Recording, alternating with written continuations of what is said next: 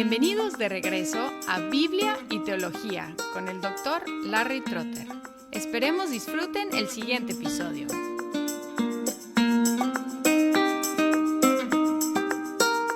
El siguiente país que vamos a considerar es Suiza. Un sacerdote llamado Ulrico Zwinglio, quien vivió entre 1484 y 1531, empezó a predicar el Evangelio de la libre gracia de Dios en 1516, es decir, un año antes de las 95 tesis de Lutero. En el año 1517 se opuso a la idea de que uno obtiene el perdón de los pecados por medio de realizar peregrinaciones. En el año 1519 ocupó el púlpito importante de Zúrich. Se casó y predicó contra el celibato. Convenció al consejo de la ciudad de sus ideas reformadas y lo apoyaron aboliendo la misa y las imágenes. Rompió con Roma definitivamente en el año 1522. En el año 1529, Lutero rehusó unirse con Zwinglio después de una reunión por sus diferencias con respecto a la Santa Cena, pero más tarde los seguidores de Zwinglio se fusionaron con los calvinistas. Hubo una guerra en Suiza entre los cantones, que eran como estados, cantones católicos y cantones protestantes. Los católicos atacaron a Zúrich en el año 1531, y Zwinglio fue matado en la batalla. Sin embargo, los conflictos dejaron el cantón de Ginebra bastante independiente, permitiéndole seguir las ideas de Juan Calvino.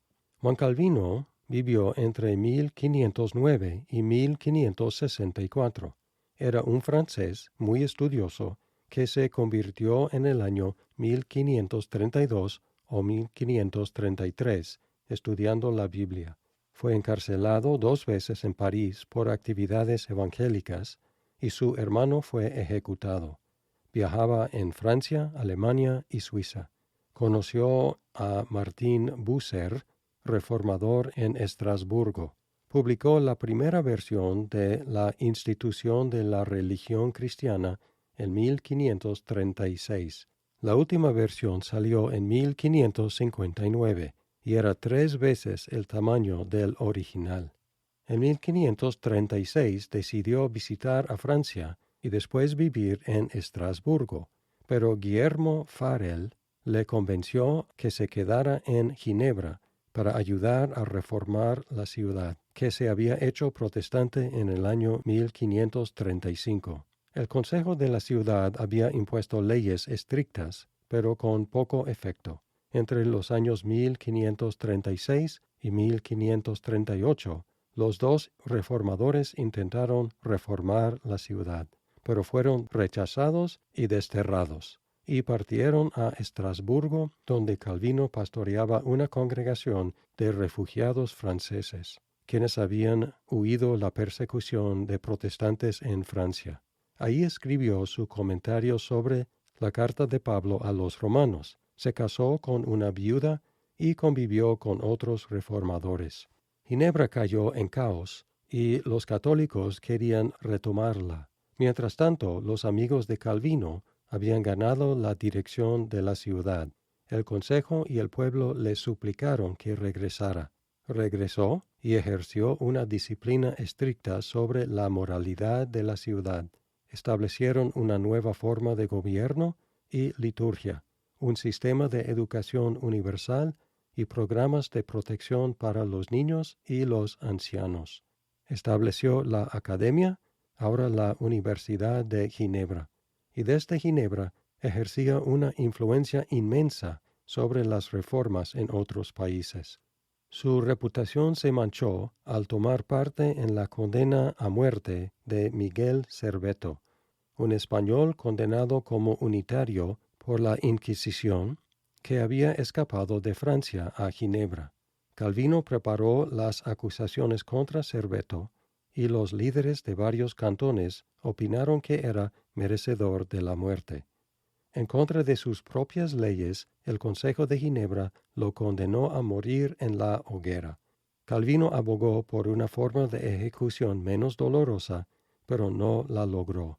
Ese incidente fue lamentable, pero era típico de la época.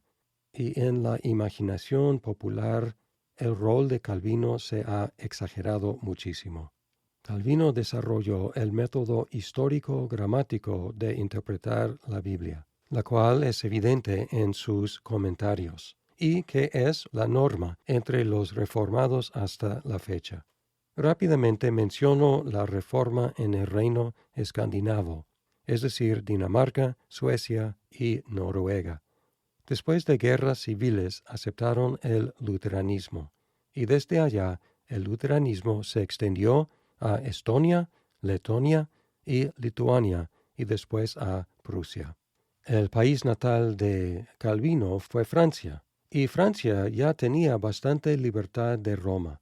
El rey era de facto la cabeza de la Iglesia católica ahí. Existía un sistema de patronazgo que redujo tremendamente las morales del clero. Se dice que solo 10% de los sacerdotes sabían leer.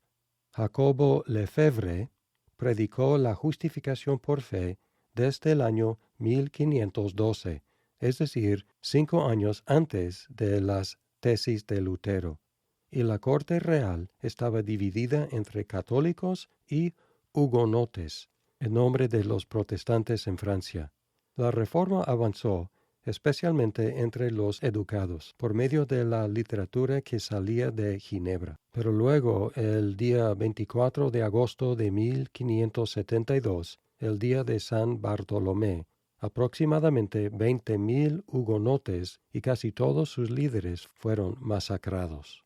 Después de guerras civiles, Enrique IV, un hugonote que apenas había escapado el masacre del día de San Bartolomé, ganó el trono, pero luego inmediatamente se volvió católico.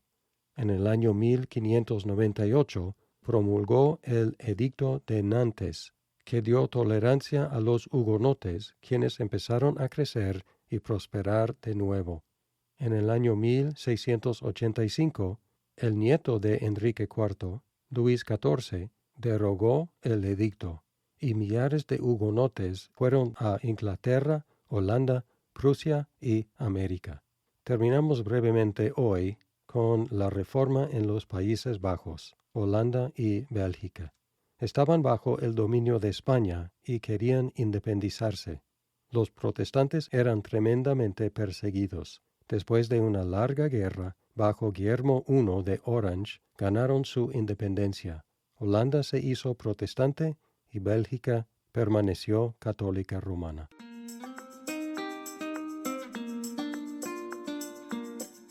Muchas gracias por escuchar este episodio. Si estás disfrutando Biblia y teología, por favor compártelo con tus amigos. ¡Hasta pronto!